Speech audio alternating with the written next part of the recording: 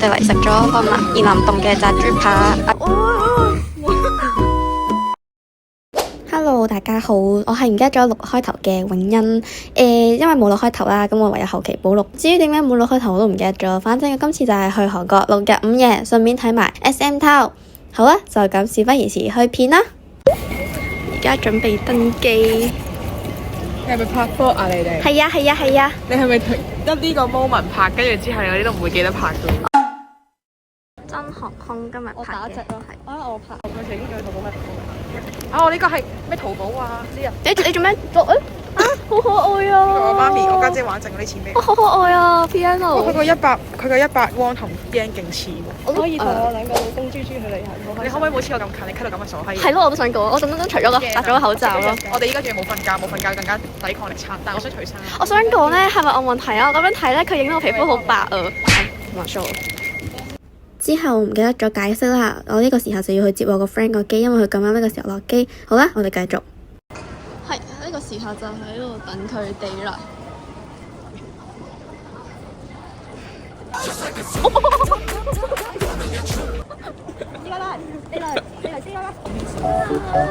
歡迎返到嚟香港啦！攬下先，攬下先。有冇掛住香港啊？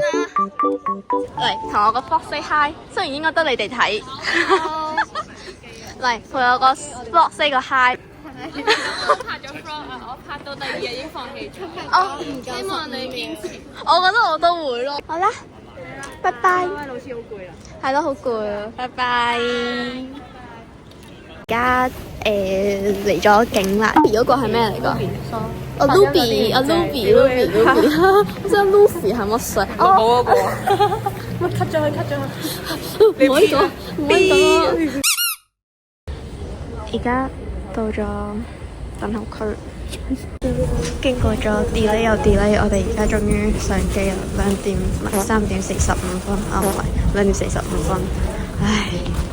係啊，我個頭勁喎，你都想講？幫你打格仔好唔好？唔使啊，我嘅顏值取勝你嘅。OK。沿途望出車，愛是盛放的戀愛。8點鐘，韓國時候8點鐘，終於到達了。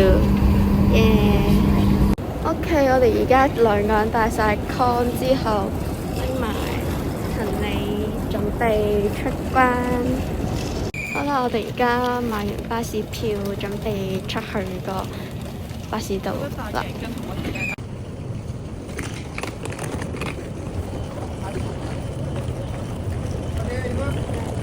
之後我哋而家上咗巴士啦，但係架巴士好似暫時得我哋，希望係得我哋啦，咁我哋就可以免費搭的士。之後我哋而家要等我個 friend 買個粉底，我哋喺 Olivia 等佢。覺得韓國凍唔凍啊？瞓成點啊？啱啱夠唔夠補眠啊？唉。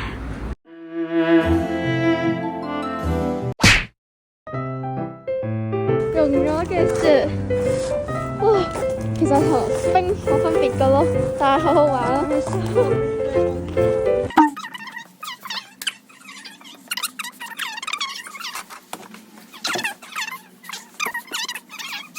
我哋而家化完妝啦，哇！我哋準備去望遠市場。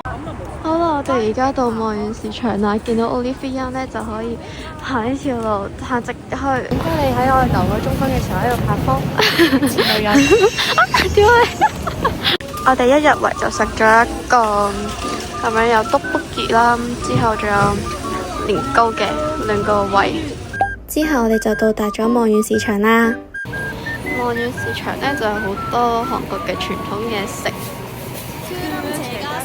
夠啦！你唔好再唱啦！我求你唔好再唱啦！呢個都好出名噶 ，chicken 咁樣嘅，係有唔同嘅雞。OK， 最後買咗2隻，一隻係唔知叫咩名，反正買一個芝士同埋一個少少辣嘅啦。好，我哋試下啦，而家。今日我哋大家嚟到望遠市場啦，大家好，我哋今晚食乜好？我哋首先我哋啱啱食咗好多嘢，但係唔記得咗拍片啦，所以我哋而家買咗呢個雞啦，但係我哋唔好企喺人哋鋪頭門口度先。佢哋而家喺度交換雞啦，有啲曖昧。咩交換雞？呢度都係好多雞㗎，大家睇到啦。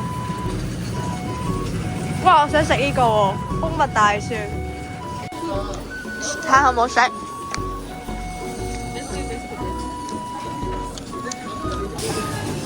咬咁耐嘅，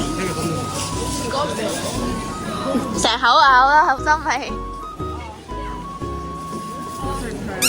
好食啊！你都未食話口就話好食。好啦，我哋而家就翻去民宿擺低啲嘢先，因為買咗少粒啤梨，之後就去雲大行街。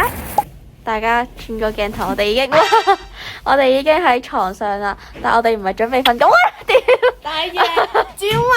屌！大爺！啱啱行完街啦，之後而家準備出去延南洞，去咗Daiso之後去延南洞食飯。我就咁，我屌你！我不爽。而家我哋準備出發去Daiso，之後勁大雪，但係好似唔係好影得出啦。之後好凍，大家嚟韓國注意保暖，唔好聽上人講咩我冇香港咁凍，唔係好撚凍啊！你講一次。好多雪啊！真係超多雪，佢仲滴咗我隻眼度咯。係咁滴咗啊！係，好凍啊！之後Daiso我買咗呢個人生4格，諗住買暖包，但係好似揾唔到軍人暖包。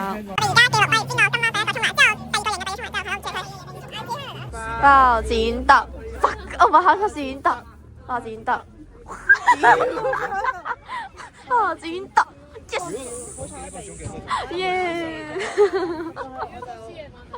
嗱，你等你佢沖成半個鐘啊，1個半鐘嘅，你加油啦，你加油！我哋嚟食咗個延南洞嘅炸豬扒，嗌咗呢個炸豬扒跟隻梨，佢就芝士炸豬扒咁樣一 set， 睇下好唔好食先。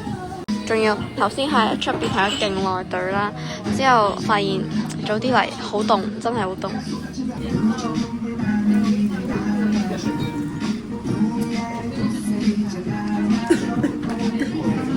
好食，好而家同我試，好唔好食啊？可唔可以奶豉啊？可以，好。咁而家講翻個食評啦，如果你要講翻嘅話，佢係整體6日5夜裏邊，我心目中係最普通。首先喺出邊等咗45分鐘呢樣嘢已經係好煎熬，更何況佢個炸豬扒冇話真係食咗會哇嗰種程度。之後呢，佢碗飯仲有個超細嘅蛋啦，勁可愛。而家試下佢咩味先。哦，原來就係普通蛋。之後我哋嚟咗食雪糕糯米糍咧，係咩味㗎？呢個係應該係海鹽芝士嗰啲。海鹽芝士，我係草莓牛奶，試下。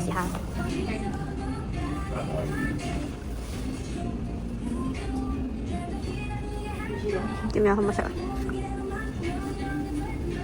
好濃我中意啊！真係海鹽朱古力啊！吉士啊！有運鏡嘅食評。香精味到底夠唔夠啊？太重香精味啊！減啲。係佢皮幾好食咯。轉個頭，我哋已經嚟到雲大最大嘅 Olivia， 而家就嚟血拼啦！睇我哋可以究竟買咗幾多嘢。就係咁，我哋3個人血拼完成。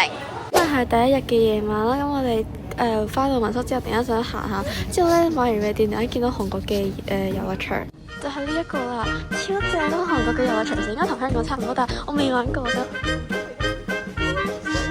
哦。